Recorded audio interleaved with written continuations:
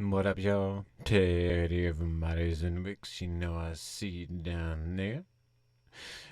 And I see you right there. How creepy is that? Anyways, we're gonna get right into the chart just so I don't creep you out anymore. Alright.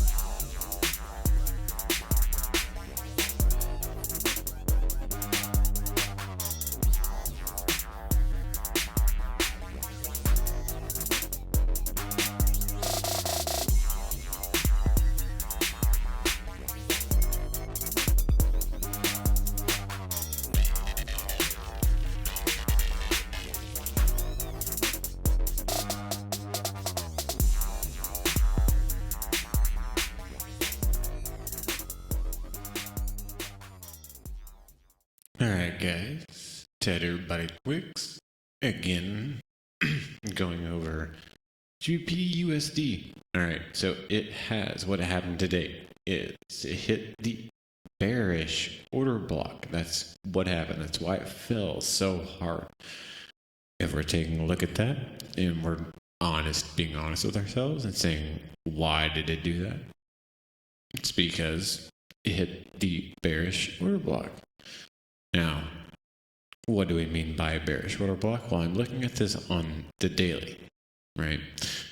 So, the daily right here, you can see it, where it gets to about its highest point is about where it meets the bullish body, right? The last bullish body of this area over here. Let's see if I can't zoom in a little bit more.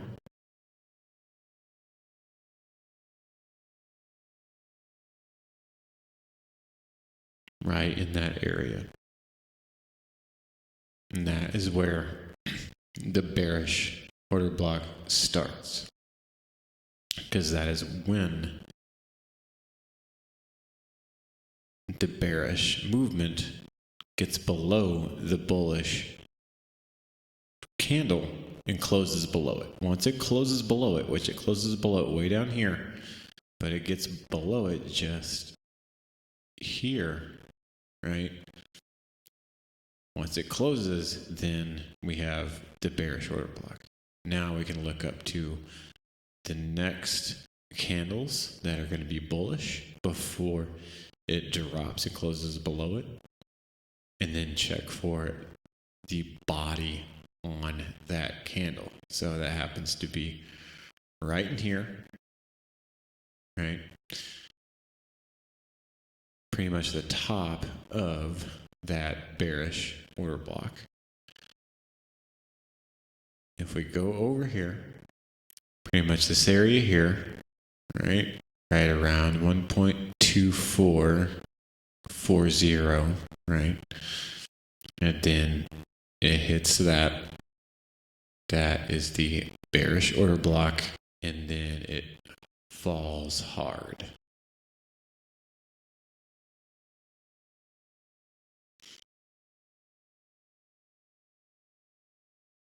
It actually would be where we see this little spike down here.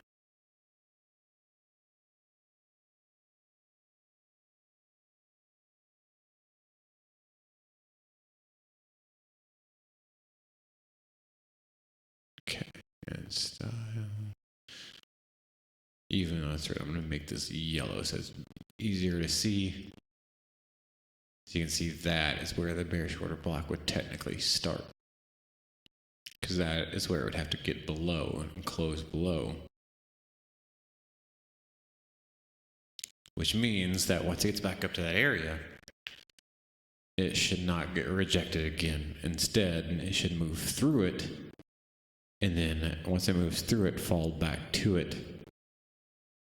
And then act as support by that point. Why? Because also in this area, go over here, you have, well, even though it goes, and there's two different kinds of breakers in the same area, right? So you have a down up, you have a low, high, lower, low, but then you also have a high, low, higher high. Both pretty much within the same vicinity. So I want to do a low, high, lower, low. Let's find the last high of that movement. Well, if it would want to, there we go.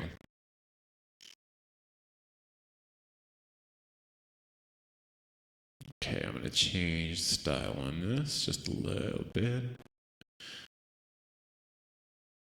Go to gold around the outside.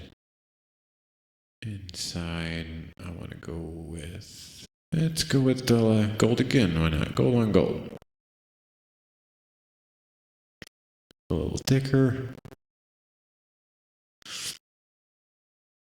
And text. And then we'll do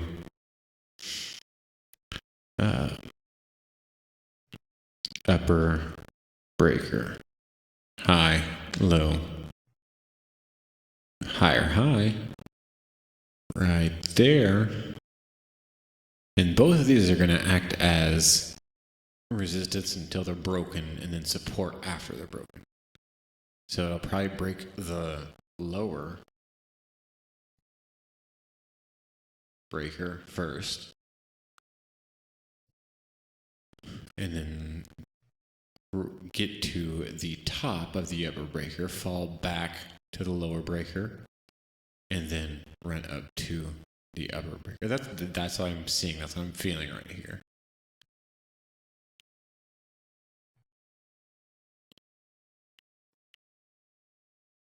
So,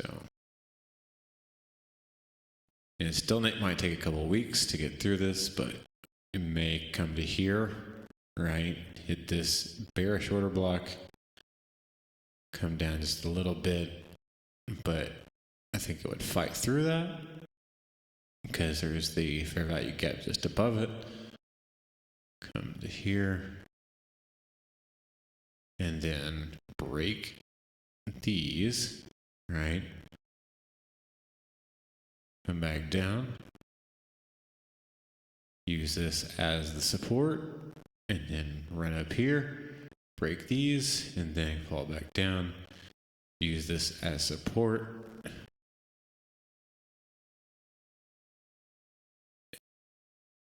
and then sadly we would probably start falling back down to the top of the previous high, which would be right along that line, right along in here, and then probably back up again. That's what I see happening with the pound versus the dollar. Because then you're going to make equal highs. You're running all the way through here, right? Going to be creating a lot of liquidity as it tries to fall back down pretty far before it makes a run for it and then breaks all that liquidity. That just seems to be the most logical, smart money answer that I can see happening on this chart. Next up, we're going to do some Bitcoin. All right. And as noted before with Bitcoin, my wish, I guess you could say, did come true, that it did hit my target to be the lowest point of being 15,800, right? It even got lower than that. It got just a little bit lower, right? About 15,500. I should have known those are institutional numbers. Institutional numbers are the 200s, 500s, 800s, and zeros, right? So I should have known if it was going to hit the 8, that velocity, that volatility, there we go, that volatility number would eventually hit 500, right? It's kind of like whenever you hit a 50 level in Forex, what are you expected to happen? Well, you're expected that to run at least another 30 or 40 pips. Same thing here. If we're expecting it to get to the 800 level, then I would expect it to run at least another $300, $400. And it did. it ran to about just below the 15,500 when I was expecting it. Hit the 15.8, which the 15.8 is the mid of the monthly fair value gap. So everything smart money that has been taught has been played out in this scenario, except for this. Well, we're going to see what's going to happen, but it looks like, fill up half of it, come up. Now, the thing is that fill up half of it, it could only need to fill up that half, and it could be going up. We could be start seeing the bullish movement now. However, there's still a very large 4-hour fair value gap below it, and we could see it try to fill the entire monthly fair value gap. I am not for sure which one's going to happen. I'm just going to have to sit and wait and see what kind of structure this is going to break. If it's going to continue to break lower structures, I'm going to assume we're going to be heading toward the lower portion. Now, if we continue to break higher structures, we may be actually heading toward the bullish movement and on up and out of this monthly fair value gap. And we might need to fill the entire 2020 monthly fair value gap that was created back in January. But we will have to see, wait and see. So who knows? Next up, XRP USDT. This one, interesting, especially if you look at it from a couple different ways. If you look at it on the weekly,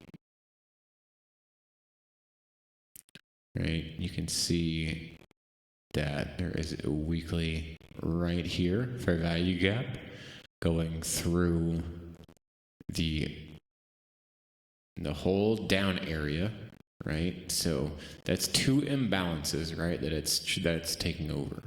Same thing with this one too, and one of them is the monthly. No, it's this one right here. This one here is the monthly. There's a monthly. There's a weekly inside the monthly, right? And then as it comes down, it's creating more of an imbalance. So it reaches up into that imbalance to try to fill the imbalances created on the opposite side first over here, which is the monthly. It looks like it did fill the monthly.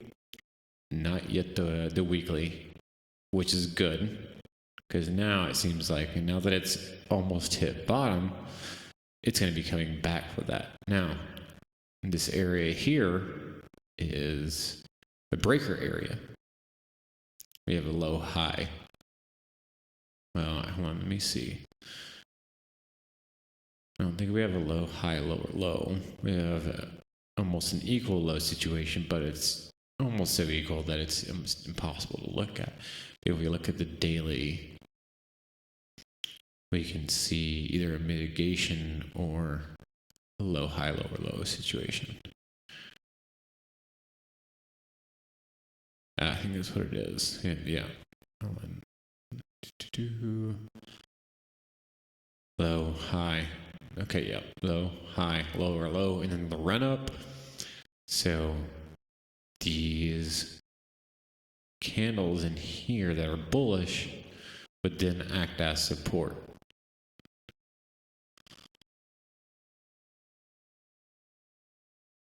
Those right there, 3 in succession.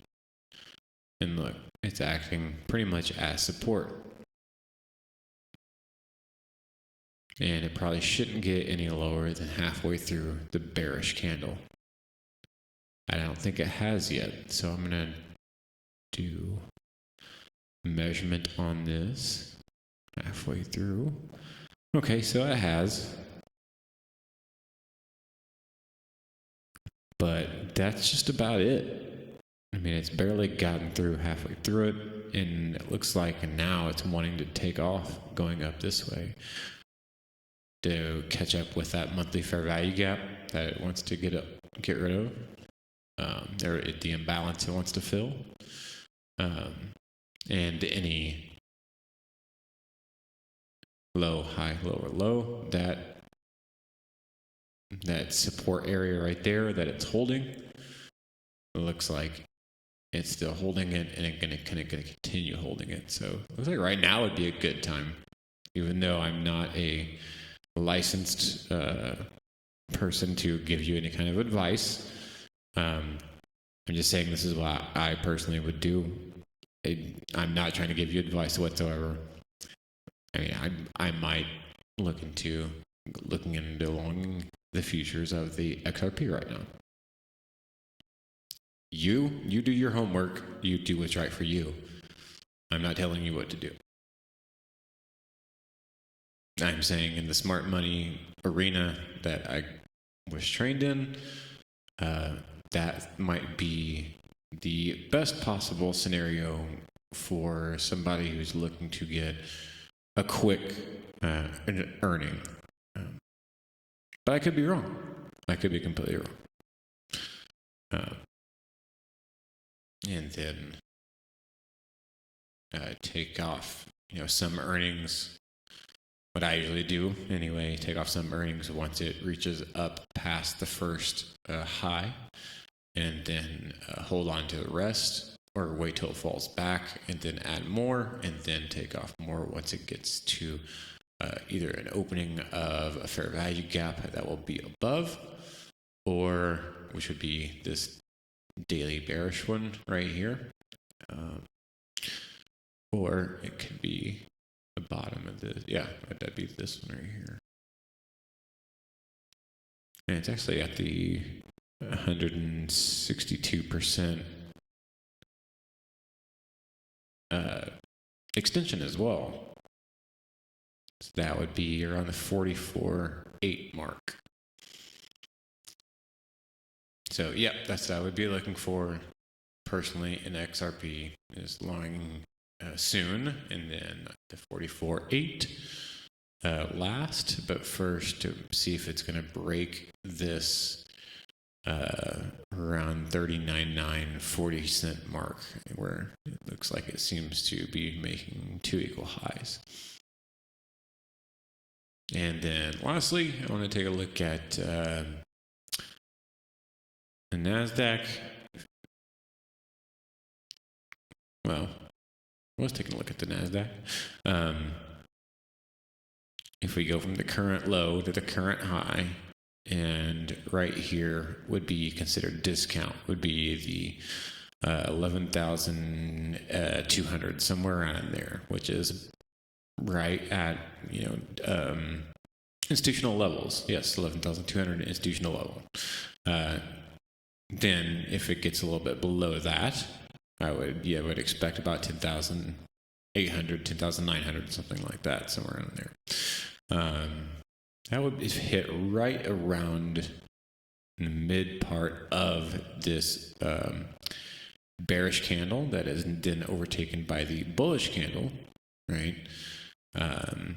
Which we would then see higher movement on until then. But until then, I think tomorrow we may see lower action until it gets below these equal lows here. Then maybe a little bit of a run up to about 11,500, and then that drop off to about 10,800. That's what I'm seeing here. Okay, that's all I got for you guys today. Thanks all for listening and watching, and wish to see you soon.